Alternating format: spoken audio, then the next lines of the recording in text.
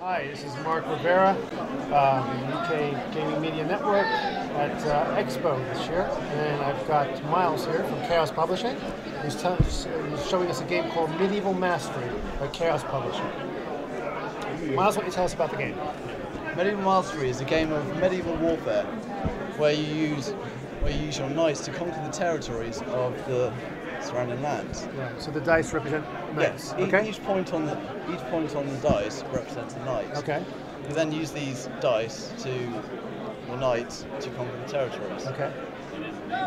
Each turn you get 3 knights, so you keep reinforcing, and as you do that, you make advances to conquer territories. Right.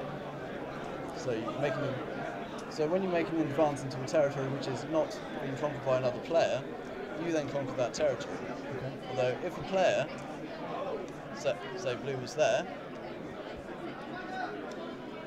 a battle would take place. Okay. In the case of a battle, both players will draw up to 5 cards, so they have 5 cards in their hand. Okay. They then each play a conflict card from their hand, which they play face down. Okay. After both players have played conflict cards face down, they then reveal those cards and are given the chance to improve their total strength. Okay. After players have played both these cards, are finished with these steps, then the totals are calculated and the player with the highest result wins. Right. If in the result, okay, so you add these together, you add them to the dice? yeah, you add them to the knights in the territory. Okay. So you need to strategically think where you want the knights as you redistribute your knights around. Right. So if you want a powerful attack, you're going to leave some weakened areas in some places on the board. Okay. So you need to balance that. Right. Okay.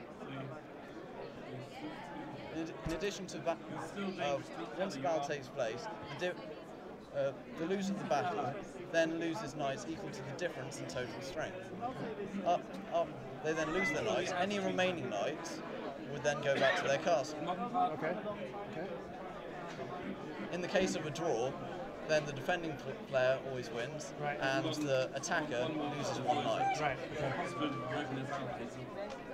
At the start of the game, each player is given a random crown, orb, and scepter. Right. Each of these artifacts have their own special abilities, which affect the game. Okay. Each of the crowns have their own ability, which can be used during the player's turn. Okay. For example, a player can, on this, once during your turn, you may discard 2 cards from your hand. Okay. Because you are constantly redrawing cards, discarding cards from your hand is good, as you can discard your worst cards and draw better ones, hopefully. Your orbs are then used when you either win or lose a battle. Yeah. Once this happens, it gives you a beneficial effect at that point. Okay. The scepters are in a similar vein as such, but are when you are attacking or defending a territory.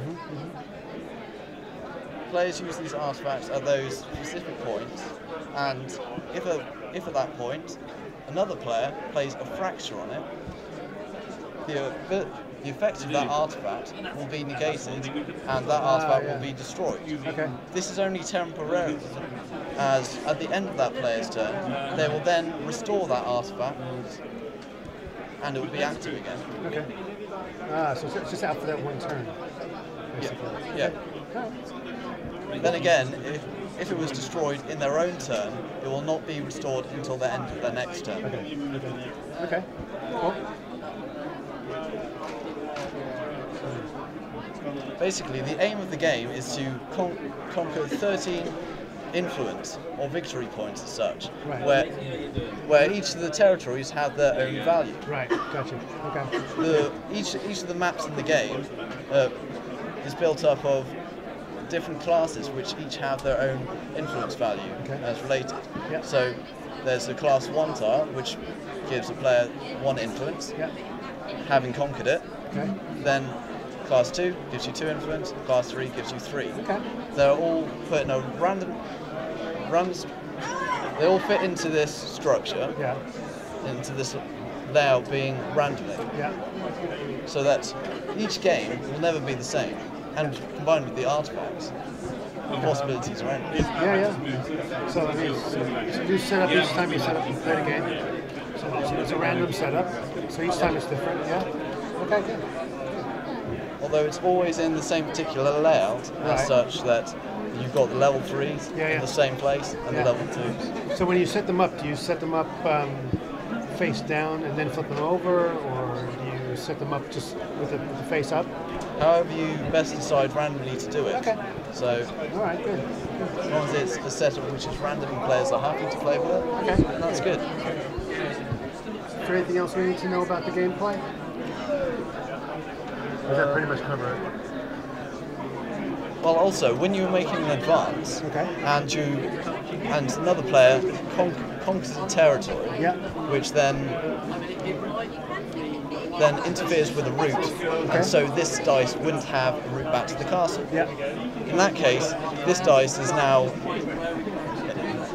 stranded as such, and cannot be used to make further advances. On the other hand, these knights stay there and still give the player influence. Yeah. Okay. Does that pretty much cover it?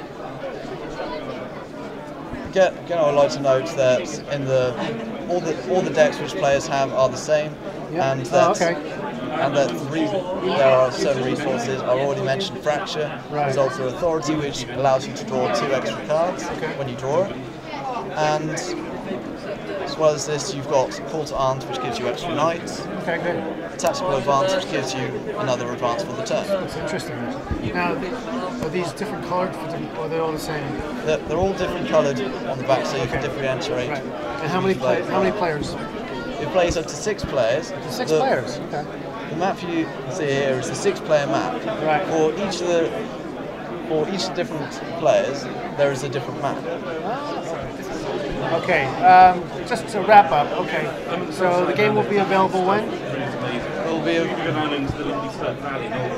It'll be available soon to pre-order. Okay, good. On our website www.chaospublishing.co.uk. Great. And also we're at the UK Games Expo for our initial release. Any stock left over from that will be selling on our website as soon as possible. We still need to get that up and running, but that should be up soon. That's great, awesome. And the age range was how much? Age range is 10 plus. 10 plus, okay. And 6 players, yeah? Up to 6 players. 2 to 6. 2 to 6 playing it. Okay, great. Okay, thanks, Miles. Mark Rivera, UK Gaming Media Network, live at Expo.